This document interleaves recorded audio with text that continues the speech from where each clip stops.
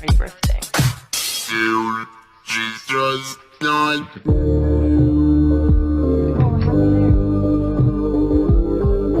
In November of 2022, Reason to Die, the age-old Roblox zombie game, died. Now what? And this kind of brings this peculiar question into mind. Why isn't there a new Reason to Die? Reason to Die was by far one of the longest running and most recognizable zombie games on the entire Roblox platform to date. It was a game that was able to maintain some sort of consistency as the entire platform changed around it. First starting out as a strict Left 4 Dead versus clone before eventually deviating and obtaining a unique identity of its own. And then it was just discontinued. But ever since, the game has actually shut down for the good at the end of November, many people have been left wondering the same question even more than before at the very start of its discontinuation. Will there be another game like it? If Reason to Die's discontinuation was so heartbreaking for so many people, a shared grievance across the entire Roblox zombie community, I'll say, then why hasn't a sort of successor come up in the past 2 years? Why has every game that's come after it failed to hit good numbers? Well, in order to answer that question, we're going to have to start from the beginning. The year is 2008. Left 4 Dead has been released to incredible critical acclaim, and every single Roblox game dev wants to try to capitalize off of its success. And while most made half-assed games that were made with the intention of bait and switch or simply just fan games, a man known as Placerbuilder had formed something kind of different. Reason to Die. Reason to Die was a Roblox zombie game just like any other. It was made to capitalize off of a trend, it lacked original ideas, but somehow it managed to catch the attention of countless players. The gameplay loop was simple and basic for a zombie game at the time. It's a game of zombies versus humans, and humans who die turn into zombies. Pretty simple. This game design may be extremely simple, but that's what was part of the charm. And it was so charming to the point where people are still repeating the exact formula today. Reason to Die's surprisingly addicting yet simple formula and gameplay loop was deemed effective by the player base, and it quickly climbed to prominence as one of the most popular Roblox games of all time. But while the game was still going strong, this moment wouldn't last indefinitely. Placerbuilder soon quit Roblox, and the game soon fell into total despair, with hackers completely taking over the game.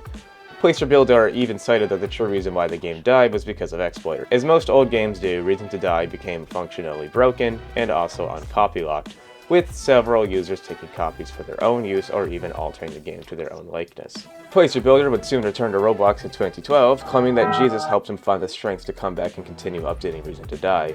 The December 2012 version of the Reason to Die changed the game quite a bit, adding more weapons and maps. Once again, this glimpse of hope was rather short-lived, and Placerbuilder quit Roblox again, and by consequence, Reason to Die died. But that didn't mean that people stopped playing it per se. Even without getting updates, Reason to Die managed to hit 5 million visits, which surprised Placerbuilder when he once again returned to Roblox in 2014. In April, Placerbuilder had decided to shut down the game, planning to reboot it once again. He was approached by a user known by the name as Bazarian, who promised to help rebuild the game for a small payment of 100,000 Robux.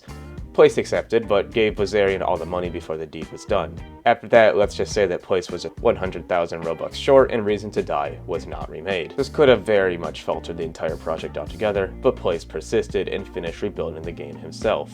The 2014 reboot of Reason to Die was released in May and was received with great numbers, quickly gaining a spot on the front page. But 2014 was an era where exploits were on the rise, and this certainly hurt the game. Just a few months later, Placerbuilder would update the game with an event celebrating 8 million visits, which would set up the event format that the updates would follow in the future. Reason to Die lived a relatively solid life cycle filled with events, but then the exploit stuff happened again. You know how that goes by now. It was in 2016 where the final Reason to Die version was released, titled Reason to Die Awakening, which is where the game finally seemed to find its true identity and deviate far from Left 4 Dead. The game before had its own unique elements in the form of bosses, or cave bats, or elemental zombies, but it was still extremely derivative of Left 4 Dead, mostly told through the shared names of the zombies. Reason to Die Awakening, on the contrary, featured several different zombies that were not in Left 4 Dead, albeit inspired by them. Also, the Edgar basically is the smoker, but let's ignore that. Reason to Die Awakening had many charming bits to it that won the hearts of many players, mainly being the weapons, the maps, the zombie designs, the bosses, the consistent updates, and events.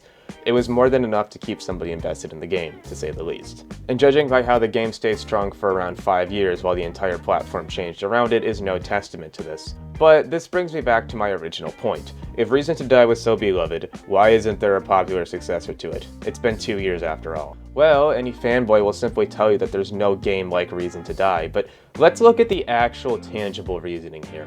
What about Mutation, or Dead Slate, or that Undead Coming remake, or that, poorly named Reason 3 Die? Well, let's go through and think about it, okay? Alright, so let's look at the zombie games now that many veterans now consider to be of quality. What's the first thing that they have in common? Well, they get no bitches. Nobody plays these games. They barely seem to even ever get talked about, as well as the fact that you never seem to get any advertisement about them. But beyond the surface, what's wrong here? Alright, Dead Slate and Undead Coming first. Undead Coming was, well, discontinued, and throughout its update cycle it didn't have any mobile support, which is a huge shot to its numbers. The weapon balancing was bad, the zombie gameplay was stale, boring, uninspired, and shitty, and the game just didn't have any sense of incentive to replay very often because of the lack of maps, as well as just anything to do besides survive as a human or go AFK as a zombie.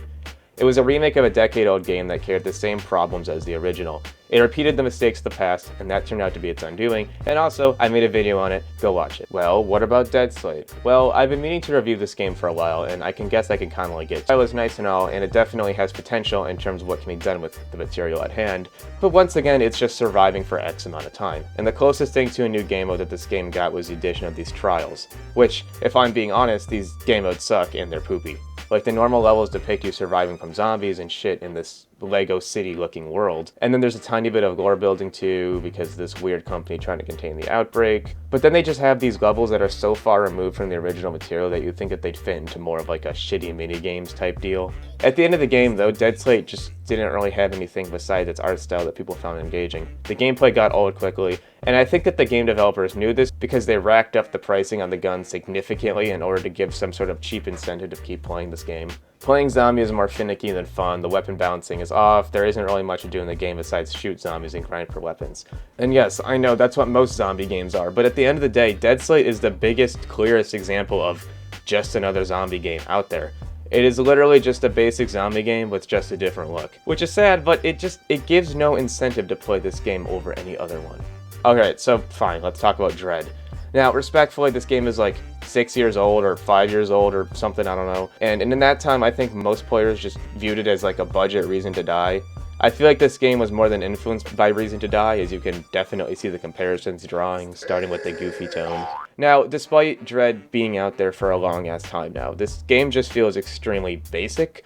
Like, I never played Dread much, I was always a Reason to Die kind of guy, but like, the game just overall lacks content. Like, it only has 7 maps or something, and the zombie gameplay sucks. It's one of those games where they can't win you over with repetitive gameplay, and they know that, so they have to throw in this painful and unrewarding grind.